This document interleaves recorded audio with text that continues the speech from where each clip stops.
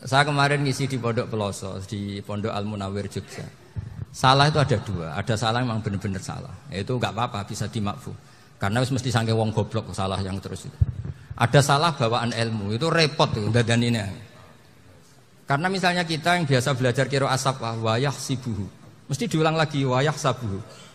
Karena qiraahnya Imam Asim itu hasibah yah sabu bi fathis sin. Sementara kita kalau ngaji kitab kulino yahsib. Sehingga kita-kita yang biasa belajar sabah itu kalau baca kitab itu kayak orang bingung. Kadang-kadang yang ngaji juga bingung. Gus Pak mocok bulan pelin. Ya tepat-tepatan. Ada yang mengatakan Gus Pak bingung, ada yang mengatakan Gus Pak alim alamah. Ya tepat-tepatan nasib tadi. Karena memang ya sabah memang seperti itu.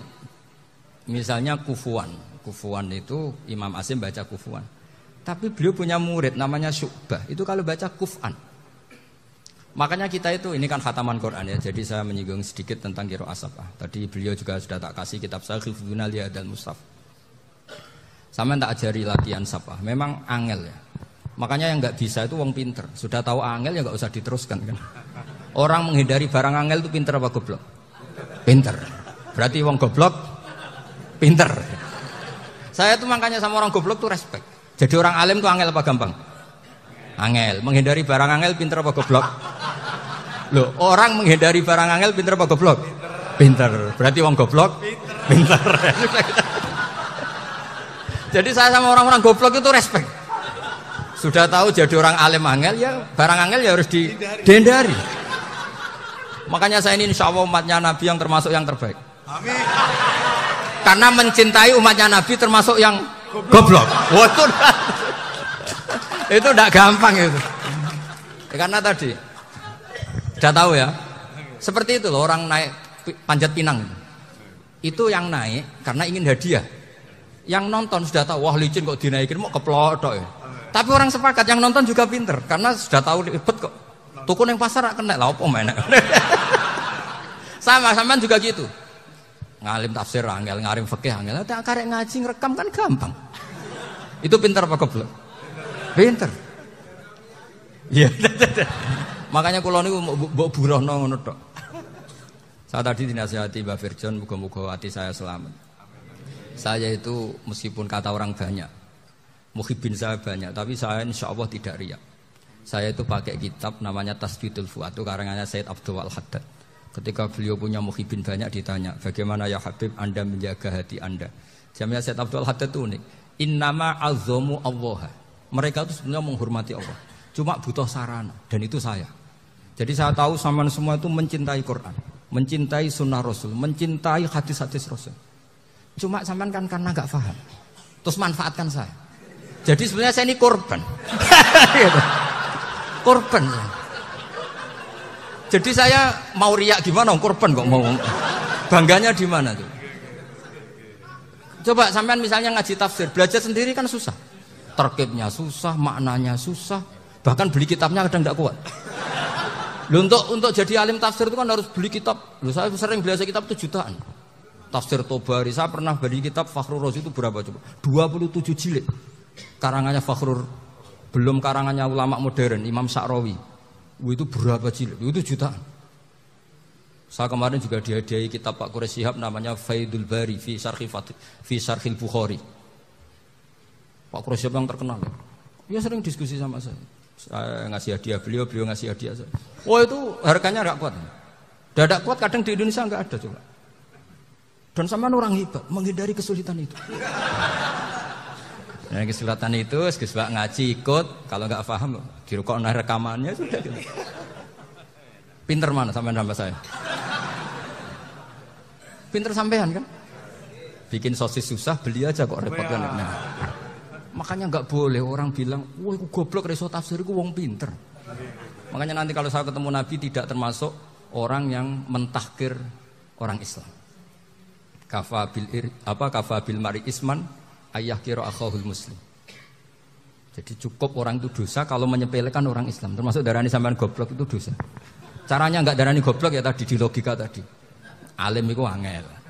Nggih dari angel itu pinter. Berarti wong bodoh. Pinter ya sudah gitu. Tapi tetap bodoh. Tapi ini satu cara untuk saya respect gitu. Coba orang yang ngaji tafsir saya banyak, mungkin ribuan. Itu sebetulnya mencintai Quran. Karena Quran adalah kitab suci yang panduannya umat Islam. Sangat mencintai Quran. Terus kemudian mereka nggak paham. Terus mencari orang yang memahamkan. Burohno lah cara Jawane. Terus keren saya itu di mana coba? Lah terus mereka kurang ajarnya gini, kalau paham itu ya alhamdulillah paham. Kowe nak ngaji Gus Bae ngono tok. Tapi nek ora paham, ora nyalano akal ya. Mari Gus Bae nerangno cepet, mulane gak paham.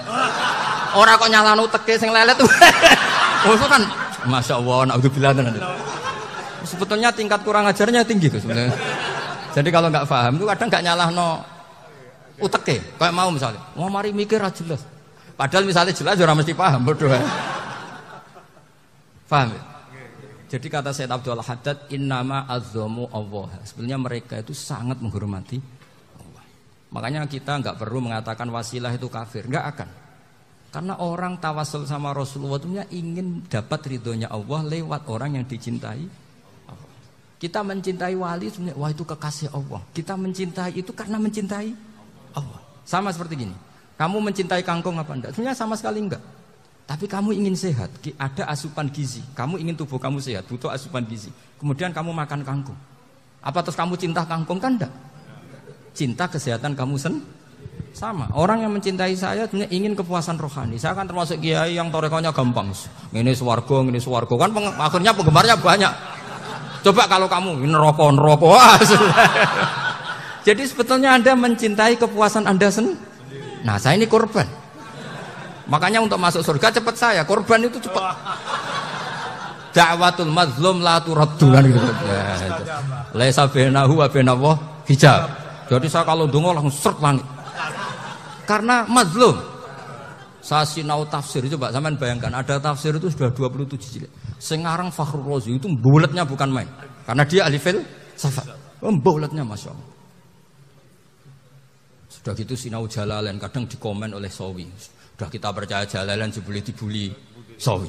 Percaya Sawi dikandani, oh itu Maliki rasa ribet. Sudah gitu sinau Qurtubi, sinau tafsir Tabari itu susahnya. Belinya susah, belajarnya susah.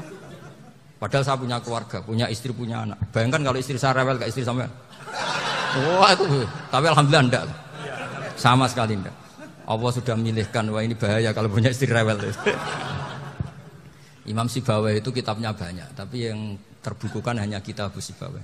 Karena beliau kalau sudah belajar lupa istri. Hanya pas beliau di pasar, kitabnya dibakar semua sama istrinya.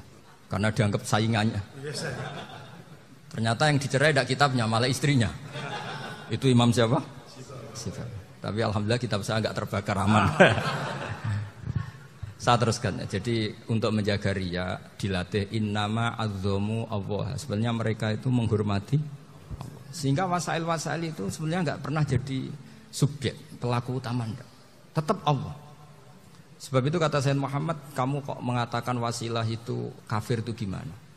Ketika innallaha qad ba'atsa lakum taluta malika. Talut itu ya manusia. PD-nya itu apa? Inna ayata mulkihi ayyatiyakumut tabut fihi sakinatum mir rabbikum wa baqiyatum mimma taraka alu Musa wa alu Haruna tahmiluhul malaika. Jadi beliau PD itu kalau bawa sunduk semacam peti sakti, sing di situ ada baqiyatum mimma taraka alu Musa wa alu Haruna tahmiluhul malaika. Ya kayak semacam jimat. Tapi saya bukan mensyariatkan jimat enggak, karena nanti banyak penjual yang pembohong juga gitu loh. Cuma cerita, kamu tidak usah mengatakan kafir. Dulu Tolut PD-nya kalau bawa sunduk semacam peti kesaktian yang di situ ada baqiyatum mimma taraka alu Musa wa alu Haruna tahmiluhul malaika. Sehingga Khalid bin Walid meskipun beliau sahabat dan menyaksikan wajah Rasulullah sallallahu alaihi wasallam, itu bawa sya'aratun min sya'aratihi Rasulullah sallallahu alaihi wasallam, bawa rambutnya Nabi. Perang kemana-mana itu diletakkan di pecinya. Nanti sama tanya lagi, masa pakai peci Khalid bin Walid ini? Wah panjang, sampai itu repot. Sampai tak warai ngaji usul fikih. Usul fikih itu kalau ngaji itu ada istilah tangkihul manat. Ini mestinya wilayah yang kita bisa berdebat sama Mbah Firjon. Dulu itu musuh saya karena saya makili Anwar, beliau makili Peloso. Tapi tahu-tahu kalah tua terus saya mengundurkan diri. Di fikih itu ada istilah, ada tangkihul manat, ada tahqiqul manat, ada tangkihul manat. Tangkih itu kira-kira gini, lafadz hadis itu dibuang sekian. untuk tahu bahwa itu madarul hukmi. Misalnya gini, tak beri contoh paling gampang. Saman harus paham, kalau nggak paham nggak pinter-pinter. Ja'a a'rabiyun ila Rasulillah sallallahu alaihi wasallam. Ya karena ini menghormati Mbah Ahmad Siddiq, saya orang alim, jadi ngaji ini tetap ada suasana alim. Ya harus ada suasana alim. Nggak perlu jadi orang alim tadi, susah. Sudah ngedari susah itu pintar. Sudah itu aja. Jadi orang alim susah, ngedari barang susah pintar. Berarti orang tidak alim pintar. Nah, meskipun tetap sudah itu pegangi sampai mati nanti. Loh, jadi orang alim itu repot. Itu kata Imam Ghazali, kalau orang alim kalau mau masuk surga, itu sama Allah nggak boleh. Kif, kamu nggak boleh langsung masuk surga. Coba cari umat kamu, syafaati dulu. Nah, saya takut nyari sampean nggak bisa kembali. Saya tidak punya rencana itu. Pokoknya mau masuk. Golek sampean kuaduan. Aduan balik raroh dewa, repot nanti saya. Berat jadi orang alim itu berat.